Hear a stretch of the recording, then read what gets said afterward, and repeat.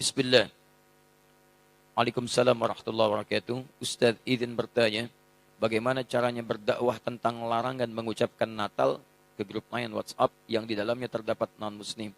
Apakah lebih baik berdakwah secara personal atau bagaimana Ustaz? Ya. Jazakumullah khair. Pertanyaan ini kenapa selalu datang berulang setiap tahun? Tidak pernah tuntas. Padahal ketentuannya sudah diketahui dengan jelas, aturannya juga sudah dipahami dengan baik, dan ini sudah selesai sebetulnya masalah ini. Sudah selesai, tinggal kita hanya perlu penegasan saja dan meyakinkan pada diri kita dengan keimanan. Baik, pertama teman-teman sekalian, jelas bahwa hukum mengucapkan ucapan selamat, ingat baik-baik, mengucapkan ucapan selamat pada agama lain, di luar keyakinan kita, dalam keimanan kita sebagai muslim, itu tidak diperkenankan. Haram hukum yang mengucapkan selamat misalnya A, selamat B, yang dalam selamat itu ada unsur pengakuan. Awas, ada unsur pengakuan, ada din selain Islam atau agama yang dibenarkan selain Islam. Itu adalah wilayah keyakinan iman kita. Sebetulnya sama aja. Yang bukan Islam pun, non-muslim pun meyakini kepercayaan dia yang benar. Jadi sebetulnya itu keyakinan standar setiap pemeluk agama. Itu indah sekali. Ya, indah dalam Islam itu. La ikraha fid din. Baik, tidak ada paksaan dalam agama. Kita nggak boleh paksa orang. Tapi kita pun tidak boleh mengikutkan keyakinan kita pada keyakinan orang lain. Dan itu sebetulnya standar dalam keyakinan beragama. Silakan cek. Quran surah ketiga Ali Imran ayat ke-19. Paling kiri sebelah atas. Inna dina indallahil Islam. Inna dina sungguh ad-din. Ad-din. Pegangan hidup.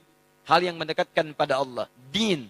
Yang dipahami dengan agama itu, kata Allah, nggak ada yang lain di sisi Allah kecuali Islam. Allah sudah mengatakan, lihat, yang saya ridhai, yang saya tetapkan, hanya Islam. Tidak ada yang lain. Bahkan kalimatnya menggunakan inda. Inda, indallahi. Inda itu bisa berarti yang sangat dekat, bisa berarti yang ridhai, bisa berarti juga yang ditetapkan. Bahkan kalau dalam konteks kemanusiaan, yang dimiliki. Misal, ana indik qalam. Ini punya saya. Yang lain bukan punya saya. Kata Allah, inna dina indallahil Islam.